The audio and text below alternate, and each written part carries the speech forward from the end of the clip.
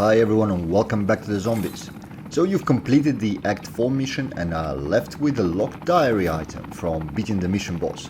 If you paid attention during the seals breaking part of the mission, you also know that 3 more items have disappeared from the Dark Aether, so you need to find them and recover them to have a full set. A word of caution before we begin.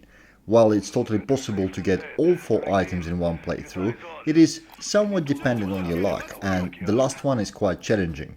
So I'd suggest don't risk it, leave the diary in the stash and get the items at your own pace. The diary is probably the most valuable one since killing the worm takes the most time, so keep it safe until the moment you are ready. Now, onto the items. A reminder of what they were in the Bad Signal mission. A pill bottle has spawned on the toxic pedestal, a surveillance camera was on the electric pedestal, and a dog collar was up on the fire pedestal. This information works as a hint in obtaining them in the main Earth Extend map. Obtaining each item includes a mini boss fight, so make sure to go with a decent gun or obtain one in the map before trying to get the items. We'll start with a pill bottle. To find a pill bottle you need a weapon with a brain rot ammo mod. You can bring one into the round from the beginning or find one on the map, it doesn't matter. Once you have a gun with a brain rot, you need to find yourself a cyst. The easiest way for it is, of course, an ether nest in the low threat zone, but really any nest or infested stronghold would do. Shoot the cyst and you'll notice it turning green and becoming a toxic cyst. You want your weapon to not be too overpowered because, for example, an RGL with brain rot will immediately destroy the cyst, making it impossible to interact with it.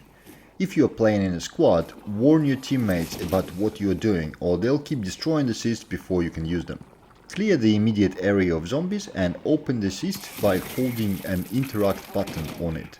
Once done, the cyst pops and reveals a pill bottle of purple color. You may notice that this is different to the diary that has a gold coloring instead. So now you need to upgrade the pill bottle to the legendary status 2. To do that you need to find an ether tear, the rip in the space that teleports you up in the sky. Guys at WZ Hub GG have a really nice map of all potential tear locations, so use it to find yourself one. As soon as you walk into the tear, open your parachute. You should see another tear, a green colored one, now floating in the sky. If you don't see it, look around, it will be somewhere there.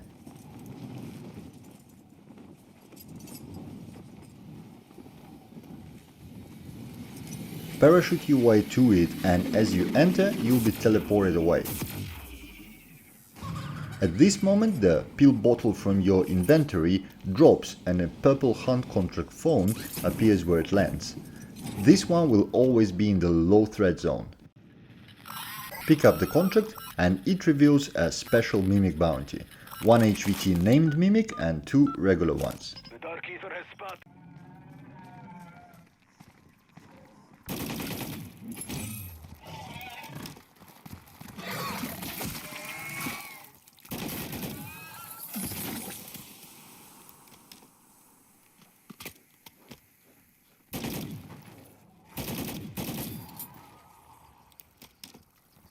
Complete the bounty to collect the upgraded legendary pill bottle.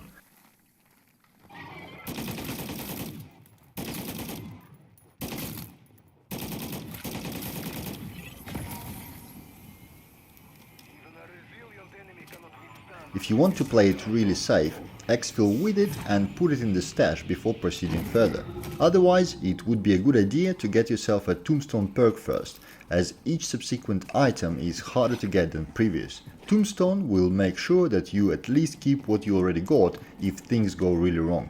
Now onto the surveillance camera. For this you need a dead wire ammo mod and a harvester orb. Again, if you don't know where to find an orb, use the map from WZ Hub GG as a reference. Use your electrified weapon to shoot the orb and it will turn gold for you.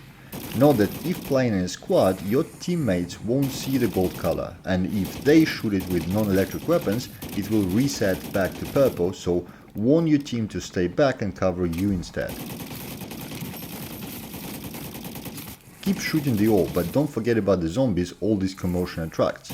You really don't want to die here, so take your time. The main thing is to make sure the orb doesn't escape into the void, so if you see a vortex forming over it, shoot it.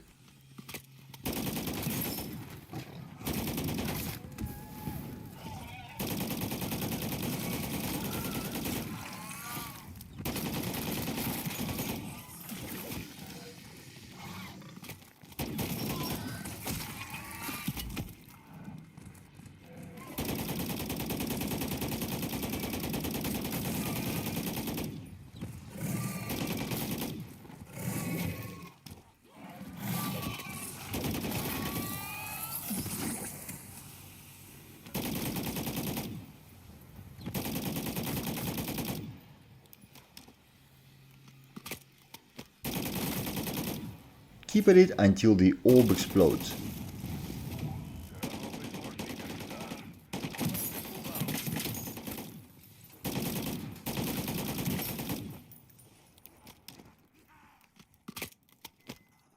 Apart from the usual goodies, it will drop a purple surveillance camera. Now you need to follow similar steps to get the camera to gold.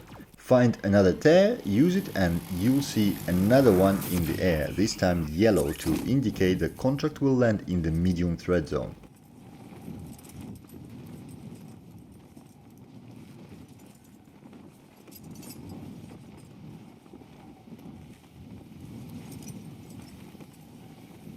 Fletcher's outfitted a stronghold nearby. Expect increased enemy movement. Go through it and watch your surveillance camera turn into the hunt contract as before.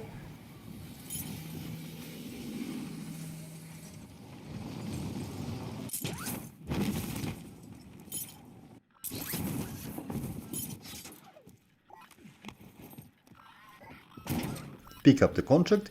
It will be somewhere in the yellow and is much tougher than the first, since there's 3 disciples, 1 regular and 2 named HVTs.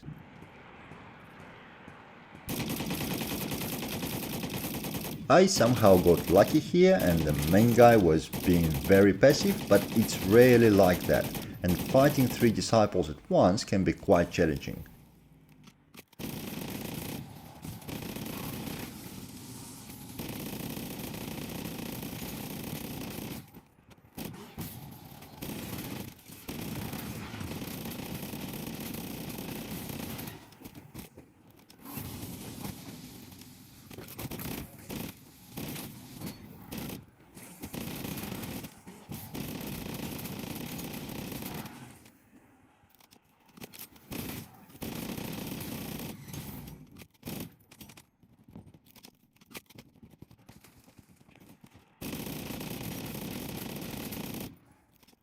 A quick hint here, you may want to concentrate all your efforts on a single disciple that has contract icon over it. Killing him will complete the contract and kill other disciples automatically. Once done, the reward rift contains the legendary surveillance camera. Again, you can extract with it and put it in your stash if you want to play it safe, or at the very least get yourself a tombstone perk. Now, let's go get the dog collar. To begin with, you need a chunk of flesh and a fire-based lethal. Getting a chunk of flesh should be familiar to you. Anytime an overwhelming amount of damage is delivered onto a zombie, it has a chance to explode instead of just die. And anytime it explodes, it has a chance to drop a chunk of flesh. Shooting zombies in the low threat zone with high rarity pack-a-punched weapon is a good way to farm chunks of flesh. Explosive damage from RGL or Sentexes is another. You only need 1 this time. As for a fire-based lethal, you need a Molotov cocktail or a thermite. You can bring one with into the round or find one on the map. It's up to you, works either way. Now find yourself a doghouse. Any doghouse would do. It's probably best to do it in the low threat zone, but overall doesn't matter. It shouldn't be a shock that WZ Hub GG has a good map for the doghouses too. Once you arrive to the doghouse, place a chunk of flesh and the fire-based lethal into it together. The doghouse will explode, revealing an unfriendly hellhound. Kill it and it drops a purple collar. Now, before you proceed further, there are some steps that are highly advisable. You really want your weapon to be at least purple rarity and punched up to level 3. You'll also want to look for a turret circuit, as it might help immensely. And definitely have a spare self-reviver too, just in case. You can probably guess what happens next. An ether tear to teleport up, the red tear in the sky, and as soon as you travel through it, you appear somewhere above the red zone with your purple collar dropping down to reveal a new special HVT contract. You need to start thinking about your way out.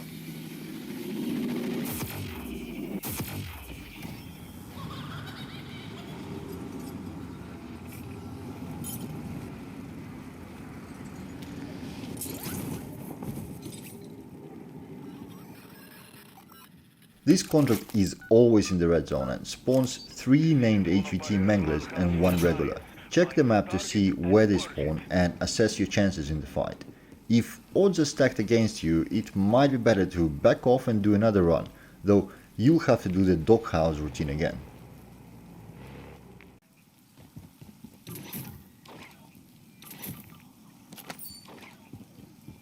I got both lucky and unlucky this time. The location the boss spawned for me was probably the worst possible. Not only it's outside of the range of any deadbolt turrets, it's also a lot of narrow space where you can easily be pushed into the corner and mauled down by manglers and regular zombies. In such case, I highly recommend sticking to the building roofs and taking the fight slow and methodical, always leaving a getaway path for yourself. Note, however, that if you run too far away from your target, they will stop following you and heal back to the full health. Where I got lucky though is that another team rolled in and took a large portion of the fight on themselves. This actually happens more often than you might think, as many people are usually grinding contracts in the red. The best situation of course is when the boss spawns next to the deadbolt turret. In that case, slot a circuit in the turret and the whole fight will take about 30 seconds or so. Now, another note in case your fight doesn't go well and you happen to die. Before backing off from the game, try pleading for help. Use the on-screen prompt to plead and then use the match text chat to ask for a revive. Be nice about it, say please and indicate the map grid coordinates where you are and you have a very high chance to be saved. I can't remember a last time when a polite plea was left unanswered. Be patient and nice and someone will come and save you. Eventually, you'll get those manglers down and the reward rift will have a legendary dog collar for you, completing the item set you need. If you didn't take other items with, exfil and come back having all 4 items on you: the log diary, the pill bottle, the surveillance camera and the dog collar. Make sure you have a good weapon on you. Purple punch 2 is probably a minimum. A sentry gun or 2 are quite useful as well. Your path now leads onto the small island where the huge black tornado is, at the top of F6 quadrant.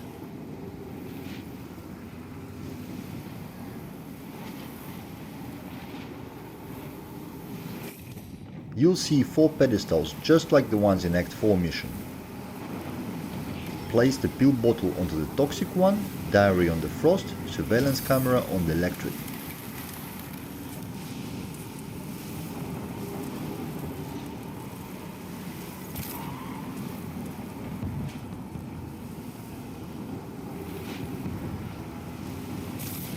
Before using the last item, place any sentry guns you have facing towards the center of the island.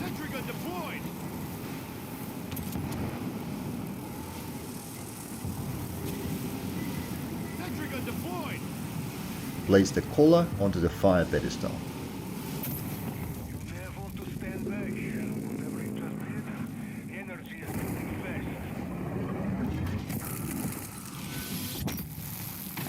A huge portal will appear in the center of the island and a mega abomination walks out of it together with a swarm of tier 3 zombies.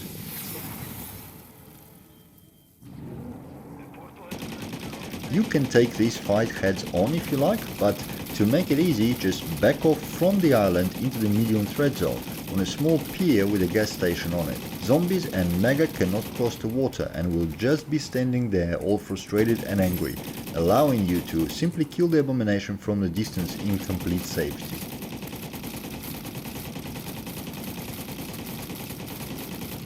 That is, of course, if you are smart and did bring some ammo with your gun, as opposed to me.